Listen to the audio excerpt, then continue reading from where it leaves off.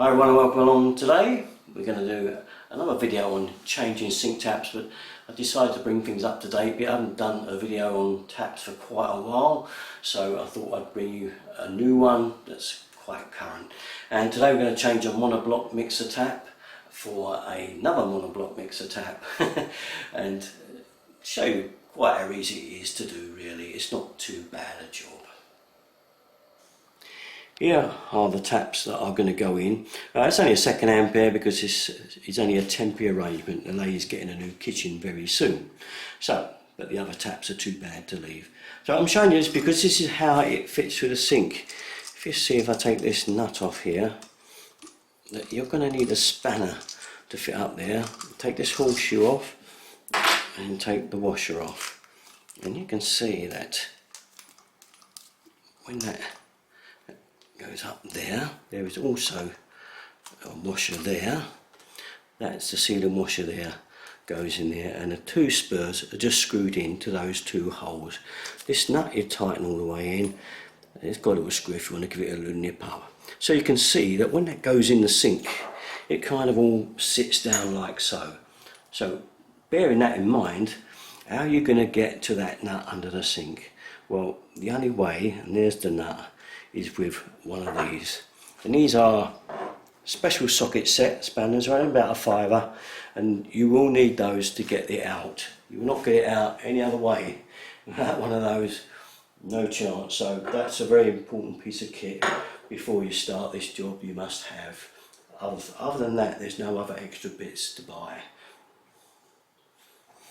Just before I go any further, as I say, there is the nut and there's the spanner, a lovely fit over that, and then you can undo that tap, and that's vital. So here we are under the sink, and I can just about get that on there. As you can see, awkward, but it's the only way. I've actually loosened it, which is why I can tighten, undo it, now. So I've actually got it loose and coming out. Once you've undone these nut, it will come out easy, because after that, once that's undone, slackened off, then we can undo the two pipes that are coming down onto the connectors, which we'll do next. So here is the towel and the tap going onto the first pipe. We're going to undo that one there. I know they're a bit awkward. It's a bit tight, but it has to be done, alright? So a nice short level spanner is usually best to undo it, which I'm going to do now. So we'll do the hot one now. Obviously, by the way, make sure you turn the water off. Probably should have said earlier, but do turn the water off before you do anything. And I can do this one. There'll be some more water in this one because this is off the hot. There's always water laying in the pipe. Guaranteed. There it is, as usual. We'll get a container, I think. Right, and then once your pipes are undone, we're quite safe to put out. It should just come straight out like so. Our old one out. So before fitting, make sure you put your rubber washer in there. Okay, and make sure you got your shoe ready. And your washer that's going to slide up this bolt, the back, and our nut. Alright, so that's all we've got to have ready, and you're ready to plaster these through. As I say, this is a second-hand tap, which is why it's got a few dents in it, but it's only for a short while till the kitchen gets renewed to see us by. That one there, into the hole, fit the thing down, like so. And we're in position. It does help now if you've got someone maybe to hold that for you while you do it up, because it's rather awkward doing it, trying to hold that hand and get the nut up. So very useful if you've got someone at hand, just to hold it in place like that. Now once again, I'll just show you this part. Here we are. We're just going to do that bit up with the fingers there, as you can see, just to show you it's not too bad a job. Keep going up.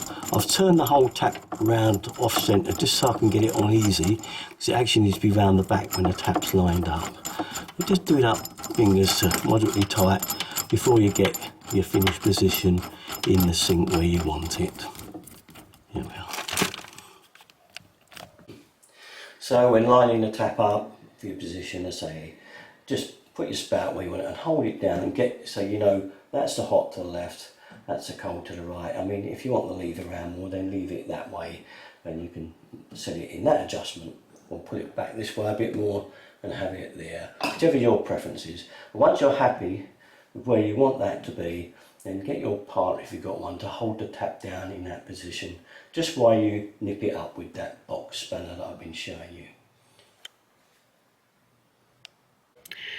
Here is the final part of the job, the tightening up part, getting in before we just do the tap connections. And as you can see, there's my little spanner. This is the one you've got to have to do this job. Put it up like so. I've got a bar in it there on my thumb, you can see, and then we can just turn that and tighten it up.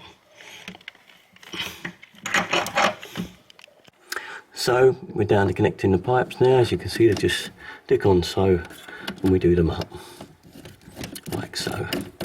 You can give it a go up with the spanner once you're happy it's tight with your fingers.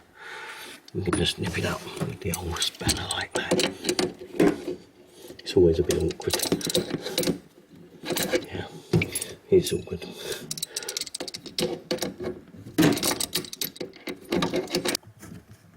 I've got it in the hot one on now. You're happy with any pump. I know, it's tight and awkward under these sinks. No place worse, is there? A plumber's life isn't meant to be an easy one. So do you have to check that you've got the right hot or cold spur going on? These are the cold on the left, hot spur on the right, but if you get it wrong, it's not too bad, just swap them over. Because they're flexi pipes, we can just chop them over. I mean, a lot of people like to put valves in there, which you can do to isolate them. I say that you do it taking the water off at the mains or the hot. That's up to you. But that's it. Otherwise, we're on. Ready to turn the water back on. Right, so when you're happy, turn the water back on. Do check for leaks on all the joints, okay, the two pipes that go underneath the tap and the connections for the hoses onto the relevant pipes. Happy with that? Then turn it on, and if you have a nice flow, like so, let's get that tap. I'm quite happy with that. Oh, just by the way, if you're wondering why these taps needed renewing and why it was leaking so badly out of this joint here, when it could possibly be fixed, and I will show you how to do that on another video, if I turn this back round, you'll see that that was the main reason for the trouble on this one. Split. Okay, that's it then. All our videos, you know where to go, usual place, Derrick 33. Thanks for watching, guys. Bye bye.